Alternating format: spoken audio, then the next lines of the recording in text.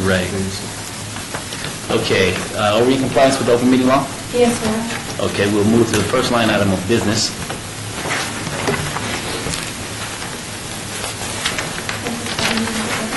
Yes, we'll call the meeting to order. Thank you. Today is February 19, 2013. The first line item of business is Bill number 2013-5 for possible action. Continues to authorize on a temporary basis the waiver of the origination charge for Urban Lounge and Tavern Limited licenses. This is proposed by Bradford R. Durbert, City Attorney. Staff. Thank you, Mr. Chairman. For the record, Karen Delliston, Business Licensing Manager. The downtown coordination team that meets on a regular basis working with the downtown has asked us to forward to you the consideration of a continuation of the waiver of origination fees for 2 licenses. The first one is the Urban Lounge license, which is only available in the Arts District. It's currently $50,000, and this would extend for 1 year a waiver of those fees in the Arts District. As you know, the council also expanded the Tavern Limited, which was exclusive to the entertainment district throughout the downtown area, including the Arts District.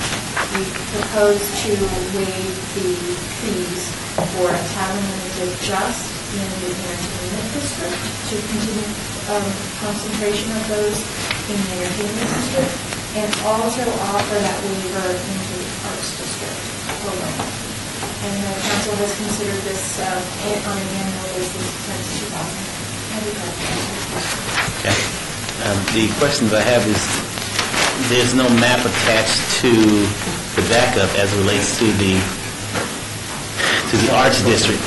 So if, well, the first question is... My apologies. Okay. Arts District is the 18-block area around Charleston and Main Street. Can you just give us the north, south, east, and west boundary? Yeah, the north boundary is Hoover Avenue. South boundary is just south of Colorado Avenue. On the west, Commerce Street is the boundary. And then on the east, 4th Street and Las Vegas Boulevard are the boundaries. Okay, great. Thank you. Apologize for that. All right. So having said that, is there anyone from the public wishing to speak on this item? If so, please come forward and state your name for the record. He won't be leaving anytime soon. But hold on 1 second. Anyone from the public wishing to speak? Seeing none?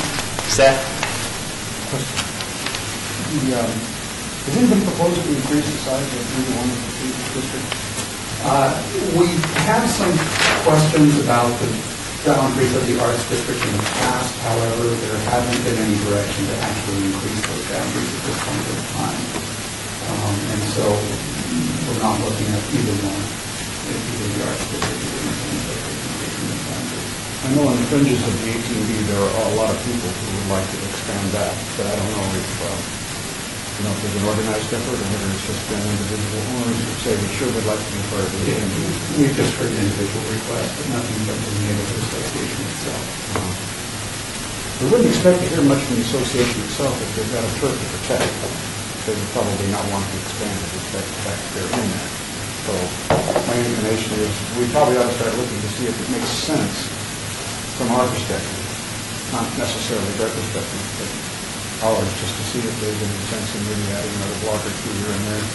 I don't see any need to ever change the name. 18B is sticking. And I've heard somebody say they wanted to change their name to something else after all we've invested in signs. Yeah. It would be unfortunate to do that at this point. Yeah, I'm not sure the signs that we have ready to go. The next question I have is, because I wasn't here when these were created, I'm just curious if budgets were built in previous days based upon a certain amount of licensing fee coming in.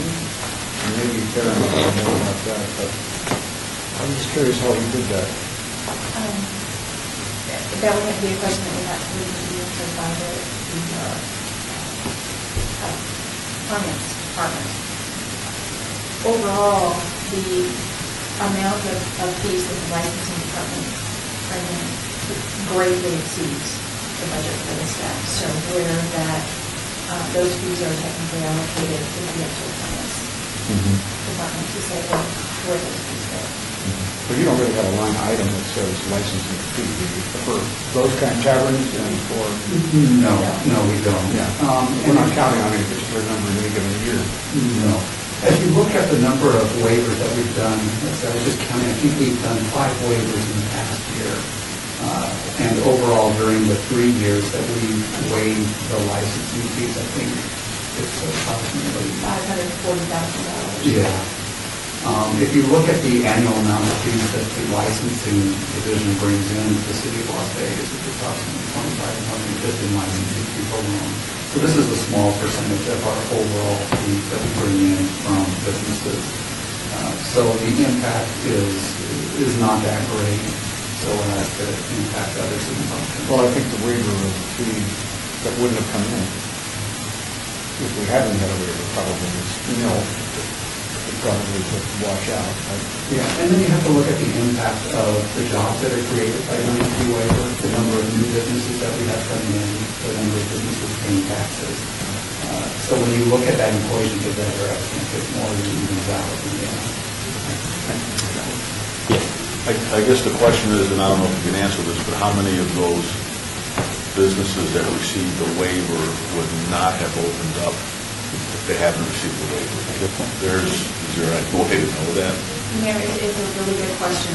It's one of the, again, where we received a lot of individual comments, but to look overall, I think what you have to look at is, I think we're seeing a lot of success in the entertainment district. As a matter of fact, if you walk down, there's few of them, and there will be lots right now in the entertainment district. And a lot of those sites have been built with businesses that have taken advantage of this exact fee waiver. So I think if you look inside the district and you look outside the district as to how fast things are growing, is it a fee waiver? Is it that the city's concentrated its effort there, or is it a combination? I know at a past city council meeting, we did have some businesses show up and say, thanks for the waiver, it helped a lot. I don't recall if they actually said the waiver allowed them to actually open up the business, or they wouldn't have opened it up without the waiver. But you don't have there's no way to quantify it as far as you know. There's no, what we could do is speak to the individual businesses that we have done waivers for, so it's been fine. One thing that I think, to pick up where Mayor Pro Tem has left off is, what is the cost if, in fact, the waiver was not in place? What would be the cost? For a Tavern Limited license, Tavern Limited has no gaming. So it's full alcohol only, and requires an entertainment component, is $20,000. The Urban Lounge is restricted gaming, so they're allowed up to 5 slot machines, and that's $50,000. Go ahead.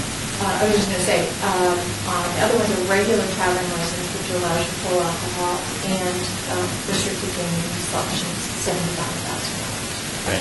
So if you look at, in comparison to all of those categories, that's $20,000, $50,000, and $75,000 that those operators were able to put inside of their facility to do either upgrades or to signage package that they would otherwise have to have used in order to go towards that fee structure. So, and it also could have went towards hiring an additional person, whether it be part-time or full-time, in order to get things off and rolling as well. So, that's another dynamic and angle we can look at it as far as what that savings did for the operator and how they were able to use that additional income back inside of their property.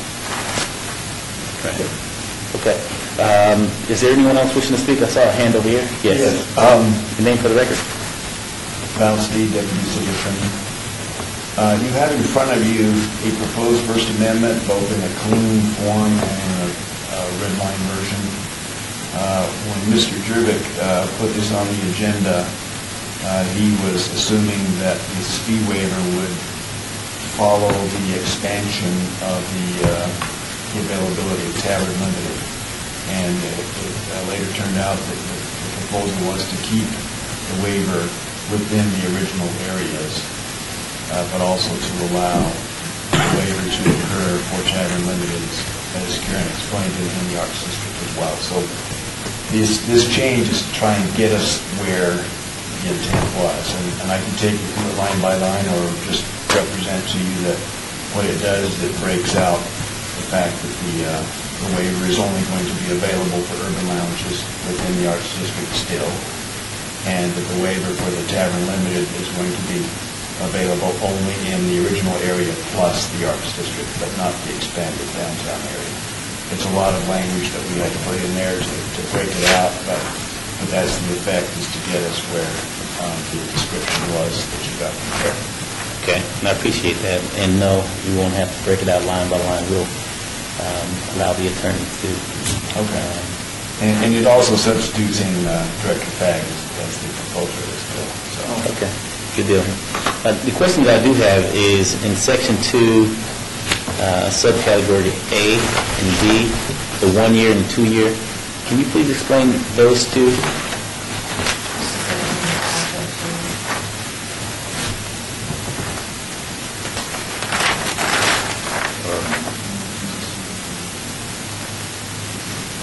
I'm sorry.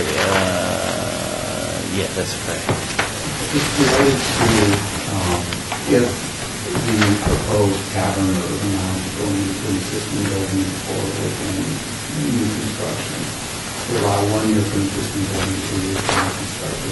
It's essentially identifying the time that they have to actually open for business when taking advantage of the fee waiver. Do we allow for extensions? At this point in time, no, we don't.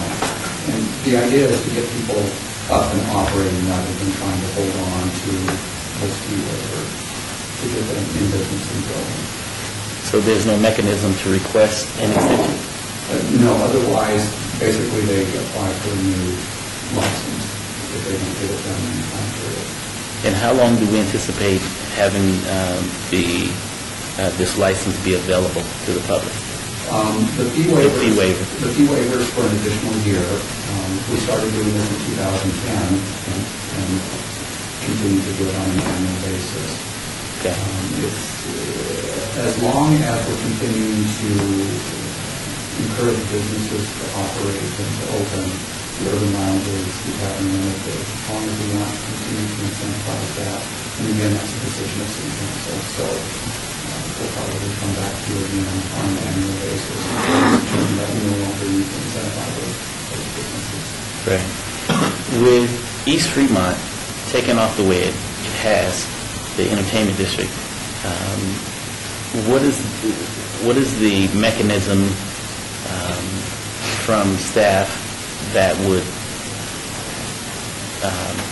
cause a pause to bring the question back to the council as far as now's a good time not to allow for the fee waiver to continue in the East Fremont district?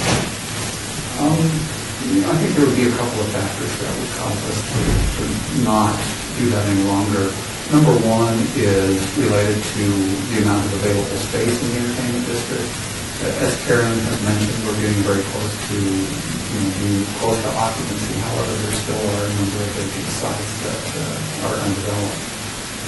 And so that's one of the things that we would look at. Buildings as well as vacant land? Correct. Okay. Correct. That's one of the things that we would look at. And then, again, the overall success of the program. Has it met its goals of getting the businesses open and operating? Once we think that we've achieved that, and again, it would be a decision of the council that we no longer need to do the waiver. Council. Thanks for bringing that up, Mr. In that section, just above, as we repurpose buildings, when we talk about an existing structure, I think we must have thought that surely, when this was done, surely somebody would be able to open sooner because of the structure there. But in fact, if you're changing the purpose of the structure from a garage to a tavern or a furniture store to a tavern or something, there's a huge amount of work to be done, as much as practically in a new building. I don't think you foresaw that, perhaps. Well, one of the things to take into consideration is that the license is really the end part of that process. They've gone through their entitlement, they've obtained their special use permit prior to that, and so that gives them time to do the necessary construction and change the building. In terms of the dates that are mentioned in the ordinance, it's from the application for a license, which again is typically towards the end of the process. So we will have people come in just before that expires and go ahead and file their license because they know over this next 6 or 8 months, they are going to get to completion on the code. And we've given them reasonable assurance that they'll be okay. Uh, If they could go that far. Within the ordinance, yes. All right, that's good. Anyone else? I'll entertain a motion. Move for approval. All in That's favor? with the First Amendment. First Amendment? All in favor? Aye. So moved. Thank you. Good job. The next line item of business is Bill number 2013-6 for possible action revises the definition of traffic signal system improvements for purposes of LVMC Chapter 4.32.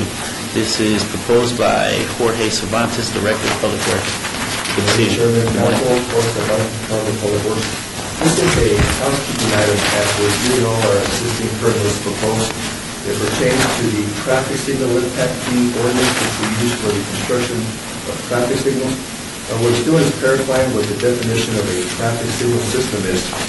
Under the current ordinance, it provides a listing of some of the improvements that are part of the traffic signal poles, foundation, controllers, cabinet.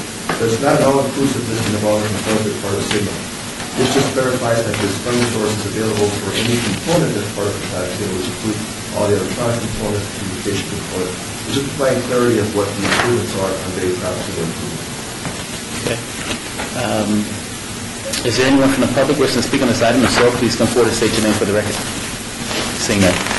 Mr. Cervantes, there's a push now on a national level which will affect the local municipalities as it relates to cameras on traffic signals. Have you had an opportunity to respond to that or weigh in on that? What are your thoughts in relation to cameras on traffic signals throughout the city of Las Vegas? Councilman Moe, right now, several communities throughout the country, and for years have used cameras to catch red light runners. Currently, it's under NRS, it's illegal to use that.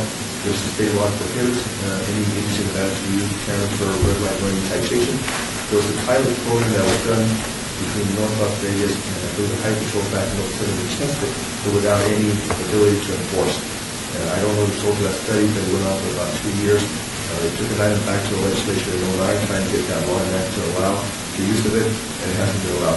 I've seen studies, Councilman, where it's been effective in some communities, and I've also seen studies where there's been claims of citations going up because the yellow time has been shortened on the duration of the signal, and so causing more folks to run their lights. So I've seen studies both directions, but I've seen more studies in the direction that it does help with the enforcement of folks not running red lights. But there is a push nationwide. More and more communities are receiving complaints about the number of fines out there to try to get rid of them. So many communities are trying to take them down. Where they originally put them, they've been effective for 5 years. They're trying to take the cameras down. The cameras that are currently within the jurisdiction of the city of Las Vegas, what are the cameras used for? There's two types of cameras out there, Councilman. There's ones that are at the signal intersection, and those are for detecting vehicles to give a signal to the traffic controller to service that approach. They're not recording. They're not catching anybody's movement. They're just saying there's a vehicle here waiting to be serviced. You have a green light. Similar to the wire that we sometimes put in the pavement, a metal wire that creates a magnetic wave. So when the vehicle comes over with the steel, it gives a signal to control. The camera does the same thing. And the advantage we found in some locations is maybe gets torque frequently for construction, so the detector gets torque. So the signal doesn't function very efficiently.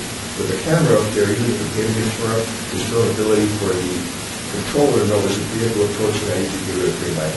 The second cameras you see throughout the valley are the ones that are tied into the path, the freeway, and arterial system of transportation, and that's to monitor traffic congestion. And most of the ones you see on the morning news where there's congestion here, they show you the back of the traffic.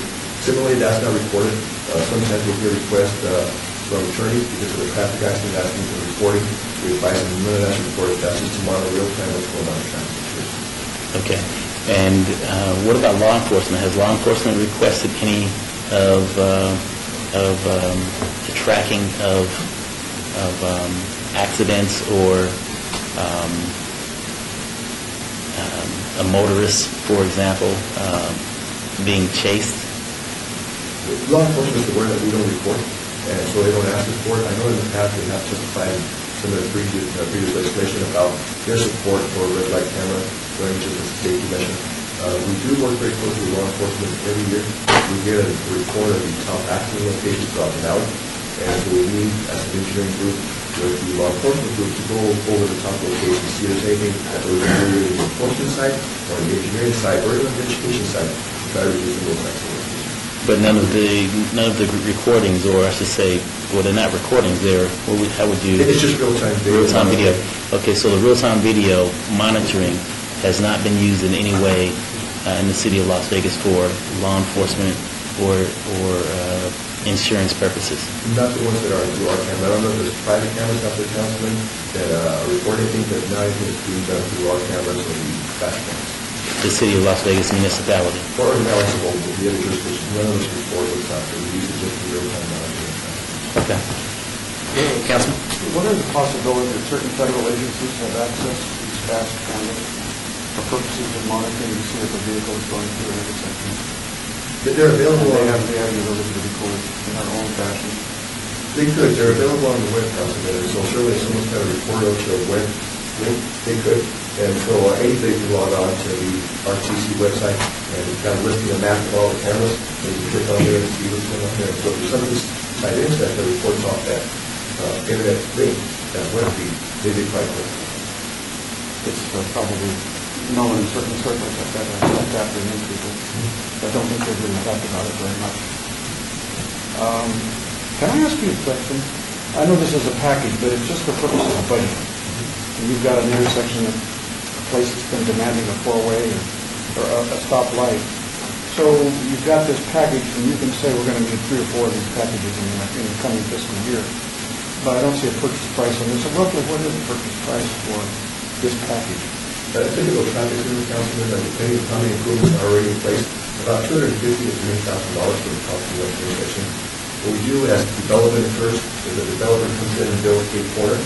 We ask them to put in some of the underground infrastructure as part of this development, so when it does meet the criteria for a signal, some of it was put there, some of the conduits, some of the foundation. And so if we're to start from scratch, $250,000 to $300,000 per location. Councilman? Entertain a motion? I'm for approval of Bill 2013-6. Okay, all in favor? Aye. Aye. So moved.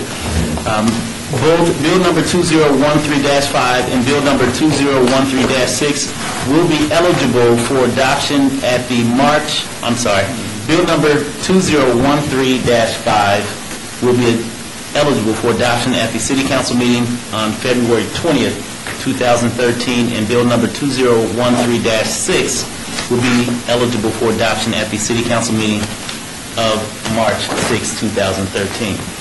We will now move to citizens' participation. Anyone from the public wishing to speak at this time, please come forward and state your name for the record. Seeing none, I'll entertain a motion. Move for adjournment. All in favor? Aye. So moved. The minute should reflect that Councilman Burrs has once again attended our meeting.